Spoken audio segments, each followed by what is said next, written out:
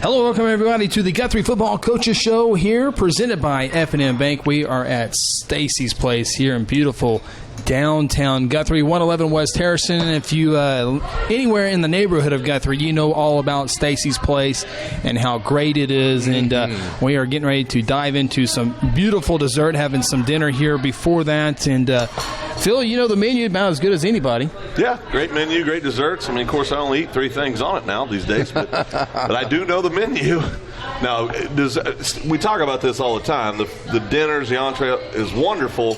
Stacy's really, really known for her desserts. Is that what he's getting ready to dive into there? She's a fabulous baker. Of course, she'll do special events. She did our son's wedding, which was amazing. She did the Hall of Fame. Absolutely. The Hall of Fame dinner last week for our new Guthrie Athletic Hall of Fame inductees. How cool was that? It was awesome. I'm going to tell you something. I know it's the coaches show, and we're going to get to our coaches it's good. here in a second, but you always wonder if people are going to appreciate, what does this mean to them, right? Mm-hmm. I'm just going to tell you, Shannon had me in tears.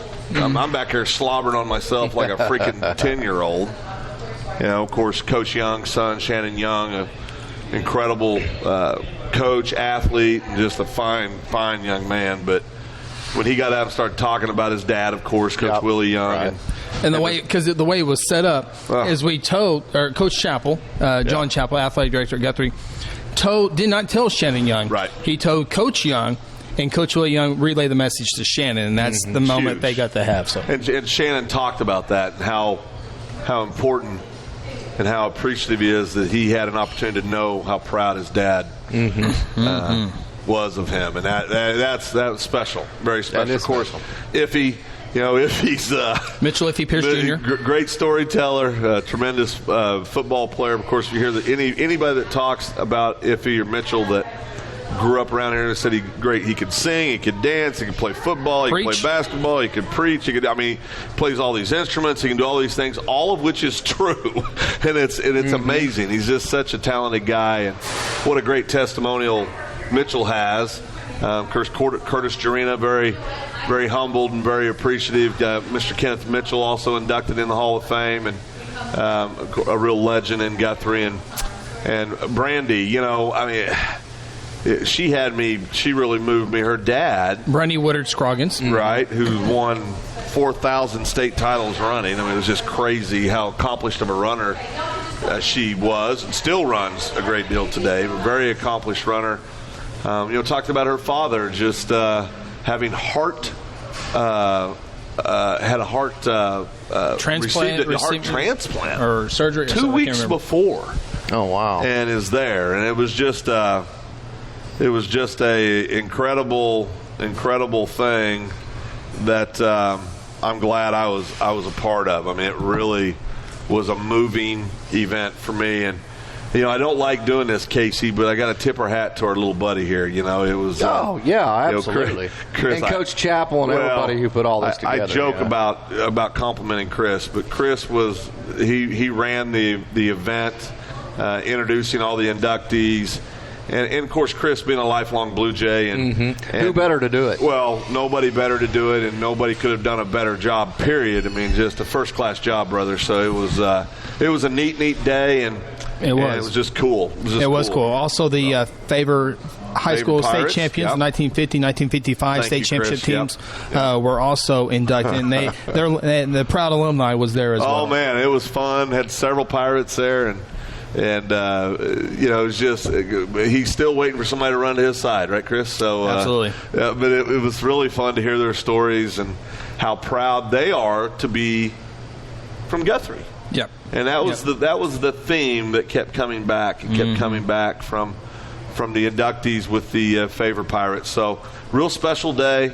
And then, of course, we go out and get the win that night. Yeah, so it was a special night. It was perfect weather for the parade, and then the Blue Jays take down Light Nike in the first ever meeting between the two programs. Yeah. Still hard to imagine. There's Light Nike playing in Class 5A football. There's two teams from Lawton in Class 5A football, but the Blue Jays pull out the victory there, 23-20, 7-0 game at halftime. And both teams were able to get into the end zone. But, if you didn't care who won or lost, it was a great game to be a part of. Lot Nike was unbelievably athletic. Quarterback. I told you guys before camera there, I think he's the best quarterback we've played against this year. And Mookie Douglas. Be interesting to hear what the coaches think. But I really think overall he was the best quarterback we've played against this year. Was part of that, too. So, a very athletic kid. And it was a good win for the Jays. Every week they're growing up a little bit more, getting a little better, figuring out things a little bit more.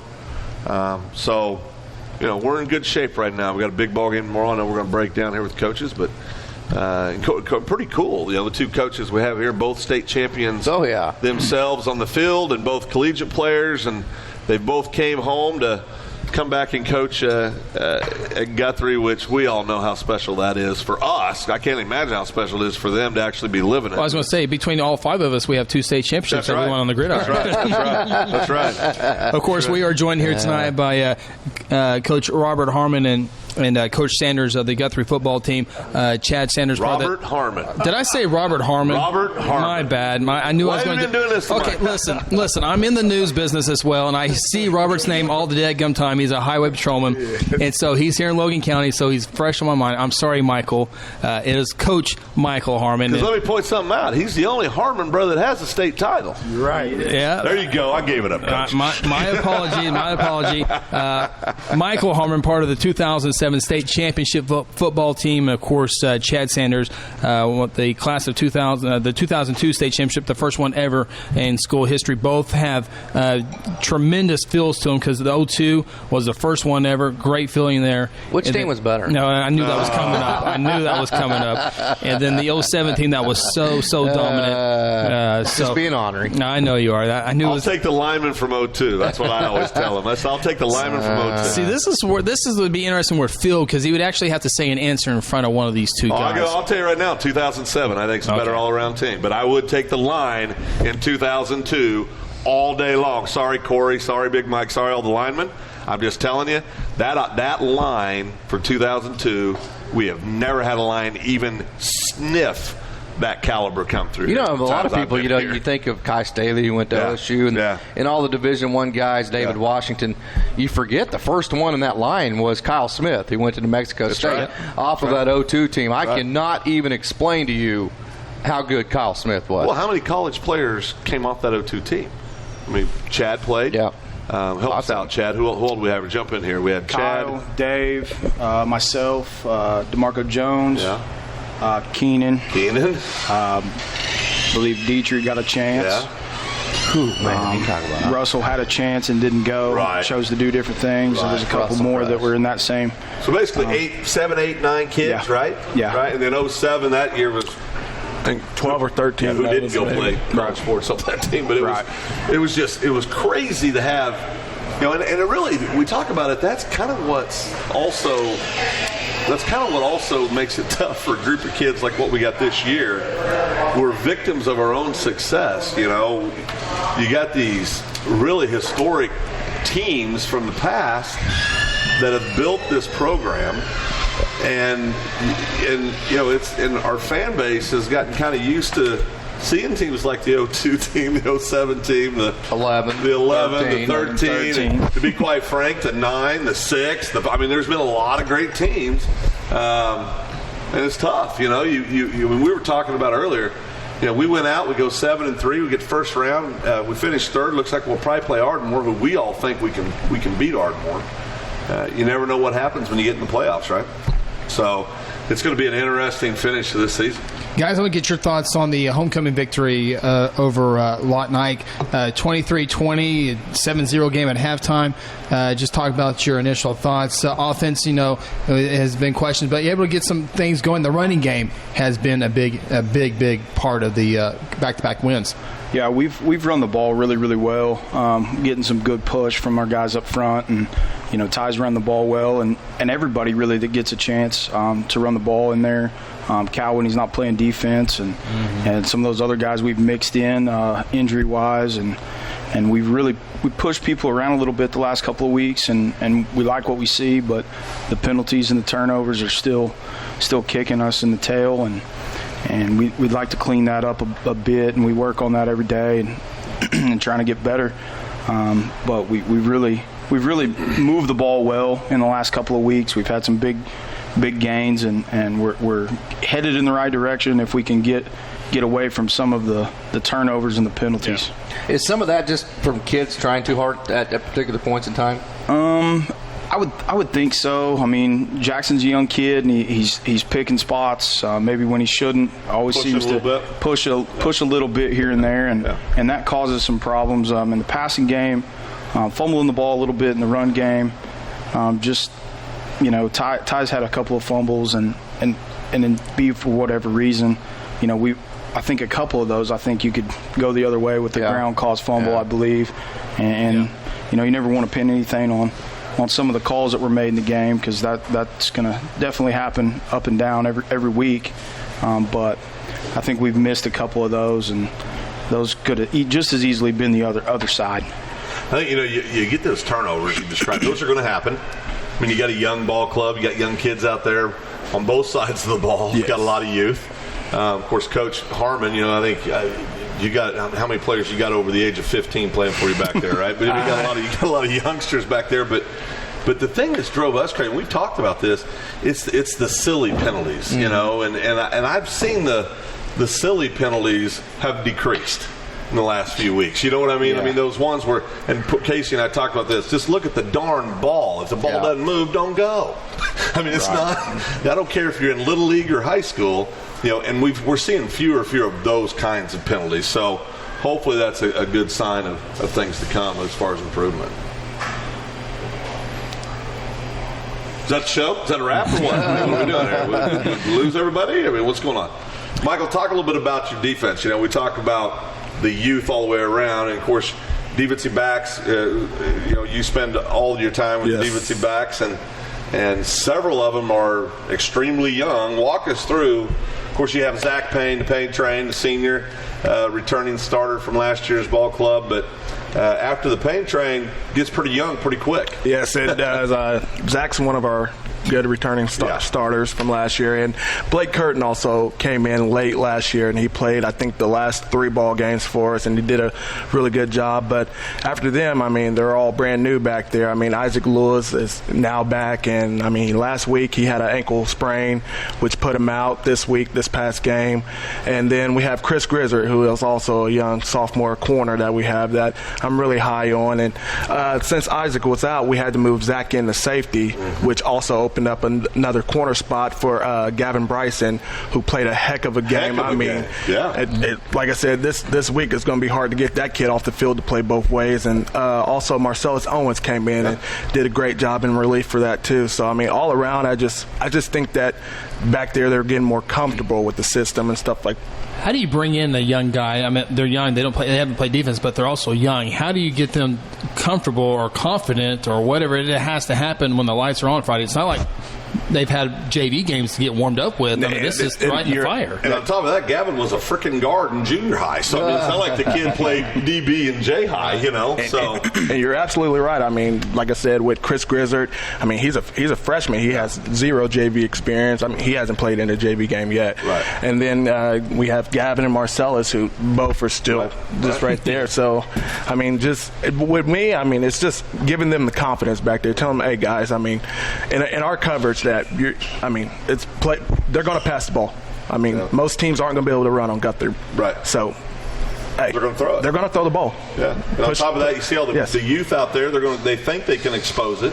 Right. Right. I mean, if I was coaching against Guthrie's DBs earlier in the season, I'd say, boys, we're going to spin the ball. We're going to throw it around. And I got to think too, though, when you look at the first 5 games of this season, when you're trying to break in new guys with that 5-game gauntlet that we started with this year, that's obviously not the greatest way to break in new guys playing that 5-game schedule.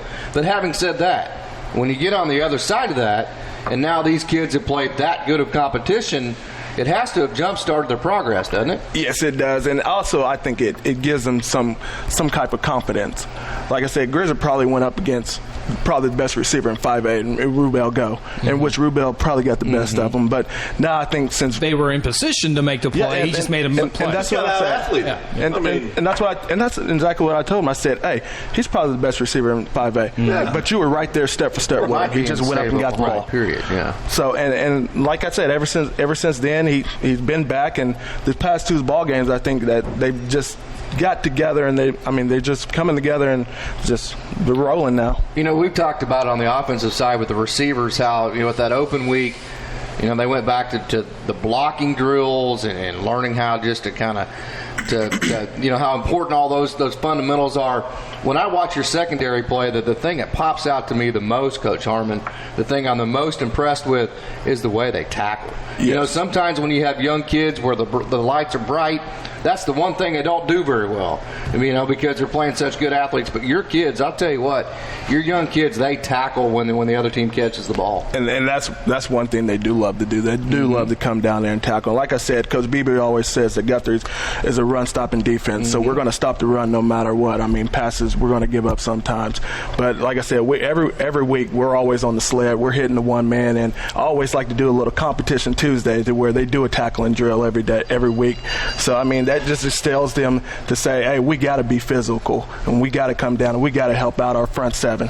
Yeah, and that's obviously so important because when you look at the coverages that teams play, they like to get their best athletes in space in one-on-one situations against your safeties, especially that are playing 7 yards deep or whatever, and then sometimes your corners. So if you can't tackle as a safety in this defense, you're not going to have a good time with it. So it's so vitally important to the success, isn't it? Yes, it is very important. Like I said, and like you just said, if you can't tackle, then you're not. You don't have a safety behind you to clean it up for you. Exactly. So like I said, we come downhill fast, and we try to force everything to the sideline. And I always tell them, I said, hey guys, I always tell my corners, hey, sideline's your best friend. Force everything to the sideline, and we'll be just fine. How many times do you hear BB say it to you as a player? All the time, man. All the time. Yeah, another part of playing secondary, kind of, in your baseball experience, I think helps you with this, Coach Harmon, is that if you get beat, you got to have a short memory. In baseball, if you have very long of a memory, you're not going to play it very long because you're going to be constantly thinking about failure.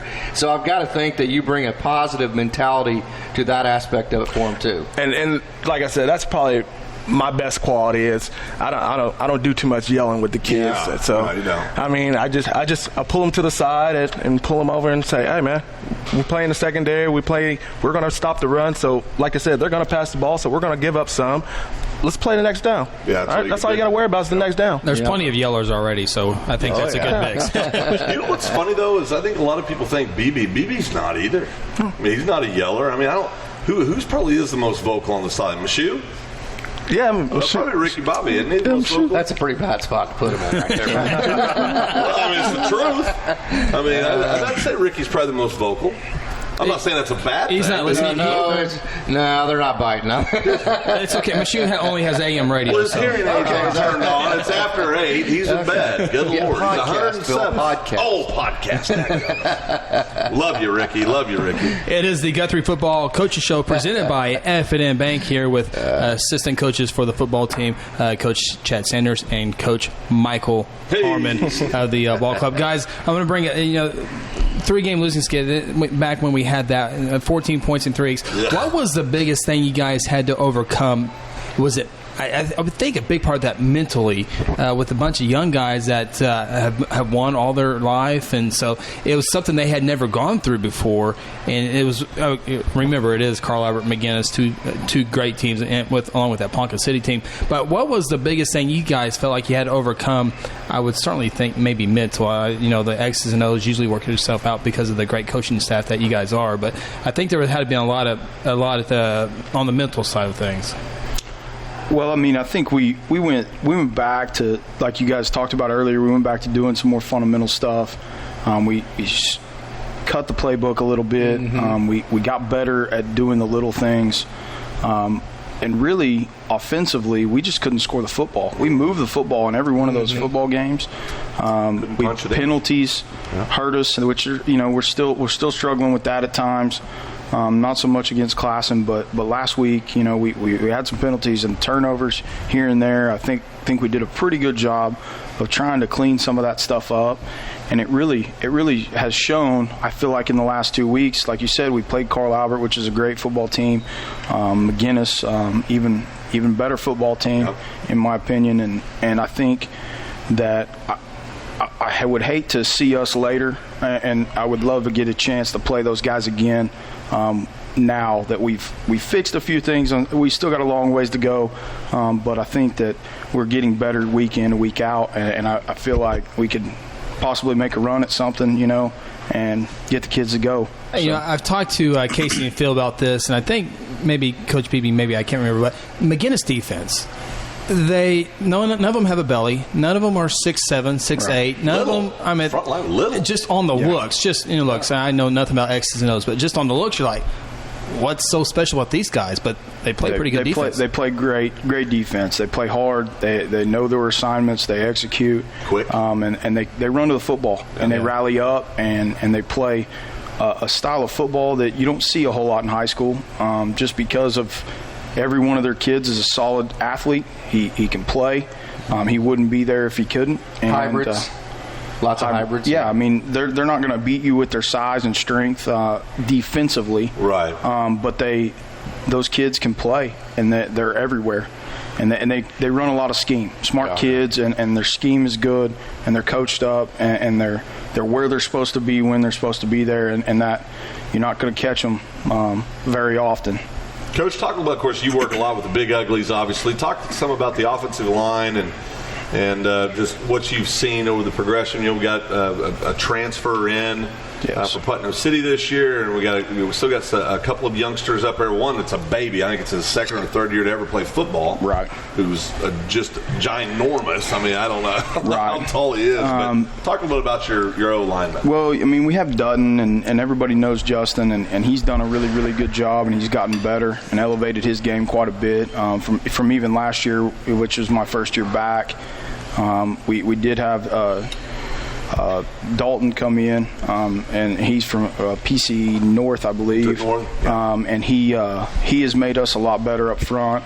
He just looks like a Guthrie lineman. Right. You know what I mean? He's one of those kids that I wish, and Coach Mick has said the same thing. I wish we would have had him for 4 years. Yeah. And he's been battling a little knee issue. Yeah. But he played a pretty good game last week, and those guys they continually get better. Our schemes are getting better. We're where we're supposed to be when we're supposed to be there, and we're getting some pretty good push that we weren't getting all the time last year with some of those guys. And with a year does wonders for people. Right. Played offensive line my whole life, and every year you seem to get better. And we got 3 seniors. Seth Dean is the other, and he's continuing. We move him around a lot. We've asked him to do a lot of things, especially when Dalton was out with his knee, and we've shuffled around, and now we're kind of back to where we started, where they should be playing, and we're continually getting better. Austin Gellenbeck plays the center, has done really good things. He's crazy athletic, has done nothing but get better. When his mind's in it, he's one of the better ones we have. When he's full go and focused and ready to be there and work hard, he's probably the best one we have up front. And it goes unnoticed because he is the center, and he's getting a lot of help here and there with the double teams and stuff. But he does a fantastic job in there. And then Jamal, that's the one you were talking about being gigantic. It's pretty wild to think that he's only played football. This will be, I guess, his second year playing football. He played JV for me last year, and he's come a tremendous way. He had a great weight room this past off season, and he's extremely athletic. He's incredibly athletic. He can run in that Northwest Classic game. I don't know what play it was. I look up, big man's flying down the field, and I remember it just kind of shocked me. Right, he can move, and he's starting to figure things out. I mean, more and more each week, you see him get a little more confident in what's going on. We've thrown him in the fire this year, and didn't know if it was gonna really work out for us or not. But it has, and he's getting better every week. And I think early some of those good teams we played kind of picked on him a little bit here and there, and he's got nothing but better from that. And I think we've also moved Dollar to the tight end, and that is the physical specimen. Yeah, he looks a whole lot different than in a medium jersey. He looks like a specimen. He looks like a whole different kid in number 2 than he did 79, and he's really a offensive tackle playing that position, and it's helped us up front. I mean, it's given us some things. Some things we've moved around, and he's a good physical kid, and he'll fight you, and he's helped us up front, and that's helped our defense tremendously with not having to play Dane every down or having to play Cookie or Bryce Anderson or some of those other guys that we were playing in there at the tight end and rotating them around, and Junior Bob with those three guys were mostly playing our tight end and rotating, but they're starters on the defensive line, and that becomes hard, especially early when it was hot. I mean, those guys were gassing out, and it was hard to keep them fresh, and it kind of hurt our defense there for a little bit. But I think now that we've got him situated and he's comfortable with the tight end, I think we've come pretty far in a short amount of time. Really, it seems like up front. How do you coach like Austin center first game out or second game out? Creed Humphrey. He got 6'5", All-American, one of the best players in the nation. And the first snap, it kind of goes off to the side. But after that, he was he was a gamer. Yeah. How do you approach someone? Because it can be intimidating, I can imagine. Right. But how do you coach him for that particular matchup? Well, Austin, he wanted that. I mean, Austin kind of embraced that all week. We kind of told him that he was going to have, a hard time with that kid, and we gave him, rode him pretty hard about that. Gave him a hard time about that deal, and said that he couldn't do it and stuff like that. I mean, not that we meant it or anything like that, because we have all the belief in the world in that kid. Because he, like I said, if he's focused and ready to go, he makes us go up front, and he did a fantastic job against that kid that's going to OU, and more power to him that he's getting recruited to go there. But I've seen better nose guards in my day. And he played well, and I'm not going to take anything away from him, but Austin played really, really well. And really, we built some scheme and tried to take that kid out of the ball game. And you can tell also that he didn't want to be on the defensive side. He's more of an offensive player. You can tell he didn't want to be out there. Right. And it was early, and we caught them at no better time to catch those guys first week. For them, we'd already played a week, and it was hot, and they were trying to play a bunch of kids both ways, and we played really good that night, all barring, we had a couple of pick sixes that really helped us out, and we did well that night, I feel like. Michael, which one, I think I know your answer, DB coach, harder to get game ready for, a team that throws it all over the place or runs the ball extremely well? Oh, well, of course, a team that will throw it all over the place. Because, like I said, our defense is meant to stop the run. Right. So my safeties are heavy, keying the run. So, and that's why I say that's probably one of the hardest spots to play on Guthrie's defense is that safety spot, because you're built to stop that alley. Any edge run, you're coming downhill. That backside safety has to get over the top to cover that next receiver. So, And like I said, most teams come out and say, hey, we might not be able to run the ball on Guthrie now, so safeties get ready. You're going to have to play the run and pass. And he didn't even try to run the ball against us. No. That was something we were talking about. And that running back that they have is the real deal. He's legit. He's a good player. Yeah, and I got to experience that kid because I coached in Enid before I got here. And he was in junior high during that time. Yeah, I got to experience him as a junior high coach. You didn't enjoy that, Coach? Who's better, that kid or who's got more upside, that kid or the kid that was at Piedmont that all of a sudden became a Catholic school kid? The kid's bigger. Okay. He's bigger. Okay. Guthrie Football Coach Show presented by F&M Bank here at Stacy's Place, visiting with Coach Michael Harmon, Coach Chad Sanders here on the Guthrie Football Coaches Show, and got the Piedmont Wildcats, and it's a big ball game for both ball clubs, both fighting for that 3, and if anything slips up, that 2 spot, but probably that 3 spot. Piedmont's got a tough schedule ahead with Guthrie, Carl Everett, McGinnis in consecutive weeks, but they're a team that's hungry, haven't been in playoffs since 2011, off to one of the best starts they've had in a long time. It's just their 3rd year in 5A football, never beat Guthrie before. They have a lot to play for, but every time I say that, Guthrie also has a lot to play for as well. Absolutely. Piedmont's a great football team. They've had, they saw some guys early that we're getting later in the season. Kind of our schedules are kind of flip-flopped, and like you mentioned, they go on a pretty rough road here the last 3 weeks of the season, and then maybe the first round, depending on where everybody ends up. They're a great football team. They play hard. That's probably their best football team that they've had in a while. And when I was at El Reno, we played against them. Jay JV and freshmen and that whole crowd. So I've seen these kids kind of grow up, and these guys, they've put it together, and they seem to be playing hard, playing fast. Don't have anybody that's just going to take the top off. They're going to get their 4 yards and they're happy. That's the style that they play, which is kind of the same way we play.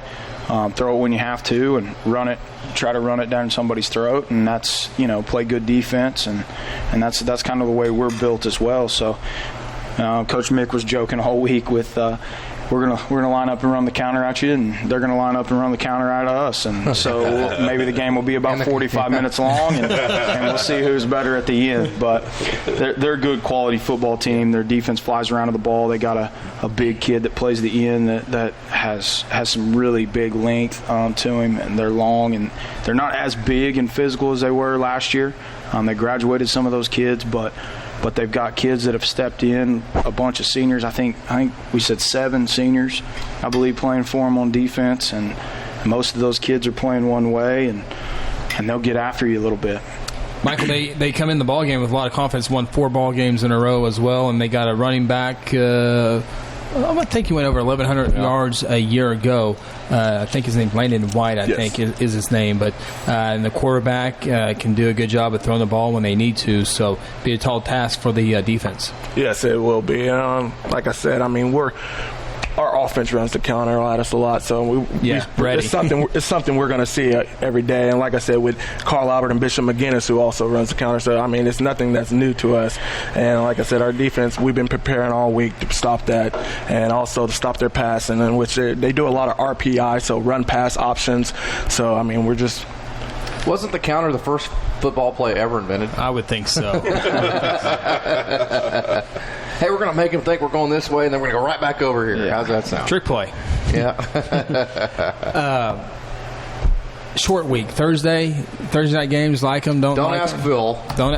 This is for the coaches, not Phil, right? Phil doesn't like them. I miss my Sundays, but other than that, we've practiced the last couple of Thursday games on Sunday, and after church and things, and it's hard to get all the kids gathered up at times. Yeah. It puts us in a short week, but it seems to all blend. I don't see any different other than us moving everything up a day, which, like I said, the Sundays not having off here and there, but I've done it everywhere else I've been. I've done it 100 different ways, with working all weekend or working just one day, and so it's just whatever you get used to.